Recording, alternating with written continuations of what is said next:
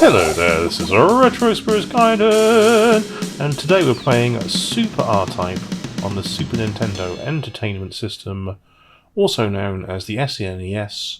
iREM Corporation are involved in the creation of this game. Indeed, they're uniquely involved in the creation of R-Type. We've got some beautifully rendered colours there on that screen. We're on easy mode, we've got stereo sound, and that's your options. It's 1991 by iREM Corporation. Here we have an intro of sorts where your little bulbously cockpitted spacecraft gets launched out of a tube by a giant robotic arm.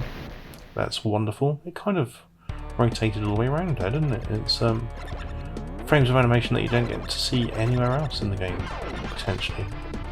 Right, this is not a conversion of R-Type 2 from the arcade. It does share some graphical themes and levels from that game, but this is I would say, a unique version of R-Type for the Super Nintendo. We've got our first level here, which is set in space against some rocks, as you can see. I suppose this is like, if I remember rightly, like there's like a Saturn-style planet in the background. You shoot these mines. It's kind of a low threat level, and you use the auto fire, which has handily been programmed into the game on one of your SNES buttons to fire these rapid shots to destroy these enemies. You've got a very funky soundtrack. I wouldn't say it's like the greatest soundtrack ever produced, but it is kind of, it does remind me of the 1970s, which is kind of funny for a sort of a side-scrolling shoot 'em up on a 16-bit platform. It's kind of, I don't know, it sounds like music that you should get in a TV show like Ironside or something. It's cool. I like it. Does it fit the game? Sort of. We've got a double, I don't know what they call it, a photon shot or something. You can charge up your charge shot twice. So the first one gives you the charge shot from the first R-Type game, and the second bar gives you that shot from the second game. So it does share some similarities with R-Type 2. The bosses are on a separate screen. They fade in and out. As you can see, we're using a mosaic effect. Ah yes, the mosaic effect is built into the Super Famicom hardware.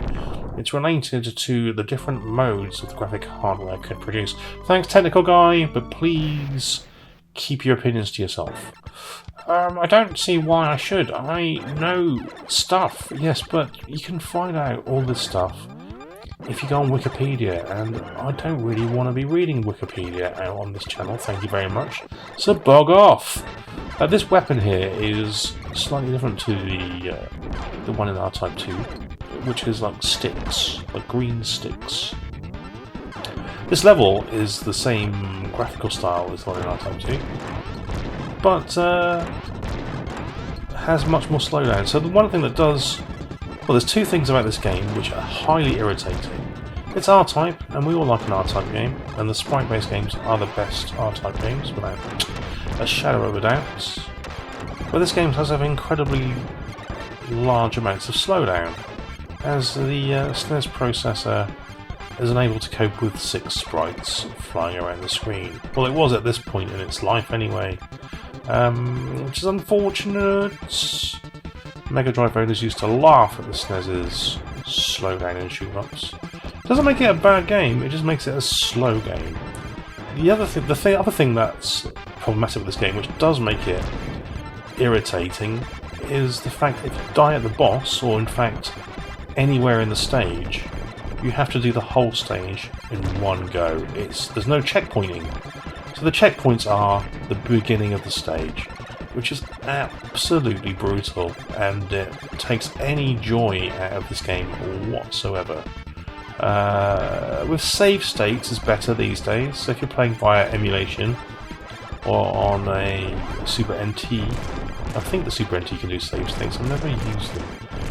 But you can save at points and give yourself a bit of respite from having to redo all of the levels again when you die at the boss, which is going to happen quite a lot because the bosses in this game are also pretty damn tough. I suppose what it does do is it gives you a chance to power up your little R9 spaceship, but it is bloody tedious, especially as the stages aren't necessarily the most difficult, but the bosses can be. Here we've got the classic weapon set of the circle laser, the red laser, which is my favourite laser. The music's pretty good. Quite like the music. That intro was nice. We've got like a weird sort of kazoo trumpet thing going on, which is lovely. Wow, he's going to shoot me. Oh, I've crashed into a wall. So that's the boss from the first R-Type game in a suit of armour. There we go. See, look, spat me all the way back to the beginning of the frickin' stage. Why? Why would you choose to do that, iREM? Are you crazy? Back in the day, I remember this being reviewed in, it might have been Mean Machines. It came out the same month as, I believe, UN Squadron. Or it could have been Superplay. I don't know. One of those two. And it was heralded as the two greatest 16-bit shoot-em-ups have now been released for the Super Nintendo. Much better than anything you'd play anywhere else. UN Squadron and Super R-Type. I don't think that review's held up particularly well. Right, because we've died there, we're going to cut straight back to the boss. We've played the whole stage. We're fighting the boss again. And do we kill the boss this time? Oh, we're shooting him in his belly, his navel eye, his belly button eyeball. It pops out now. Oh! Mutually assured destruction. We've killed each other there simultaneously. Back to the start of the level. How freaking irritating. Right, let's go play the whole level, get back to the boss. Let's fight the boss. I've edited the video for your pleasure because you don't want to see me play the same level over and over again. But I am going to kill this mofo. This is easy mode, by the way. I'm down to 2 lives. And the second level boss. Boom. Take that to the belly button. Armoured Git. Right. We've got a sort of scrolling Starfield here. Lovely. Yeah, the two greatest 16-bit shoot-em-ups hasn't aged very well, has it? That comment. This game is pretty good. I do like it. I do like Super R-Type. And it is better with save states. If you've got the opportunity to do that, I would save halfway through a level, make it a bit more like R-Type, classic R-Type. You can see how slow this is. This cave stage is also in R-Type 2, sort of. It's sort of similar. It doesn't have water halfway up the stage, but it does share some of the enemies. Not all of them, just some of them. And the boss is completely different, so it's sort of thematically similar, but graphically not. Do I prefer this to the R-Type 2 arcade game? Probably, although I don't know why that is. Maybe the music? The graphics in the arcade game are definitely better. You can buy this game. I think I paid 19 quid for my copy, but it was a long time ago. You used to be able to buy this game new for a while, back in the 2010s for like 30 quid. I don't know if any of those still exist. But I think for 20 quid it's okay. If they want 50 quid for it though, tell them to jog on, these importers or these internet auction people. Tell them to jog the F on. Listen to this music. See what I mean about the music? It's like, this is like jazz, easy listening sort of jazz music. Sort of a funky beat. Very interesting soundtrack. Very different to the original arcade tunes, I would suggest. Well, original R-Type. I don't know R-Type. Does this tune appear in the R-Type 2? In a slightly different format? I can't remember.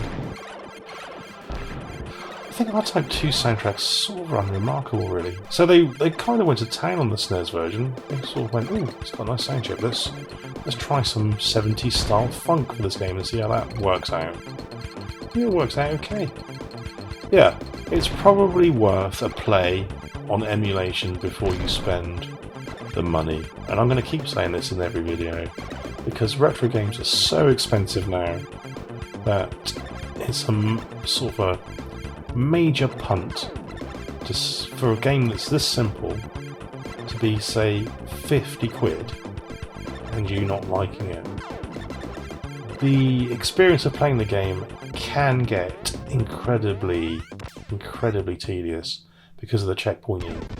So even if you do buy this game, you might want to rip it, play it on something like a Super NT where you can probably save states. Or like I said, just get a bloody ROM. Okay, well this is Super R-Type. It's decent. It's decent. It's not worth 50 quid though. Alright then, I'll catch you next time. Ta-ra!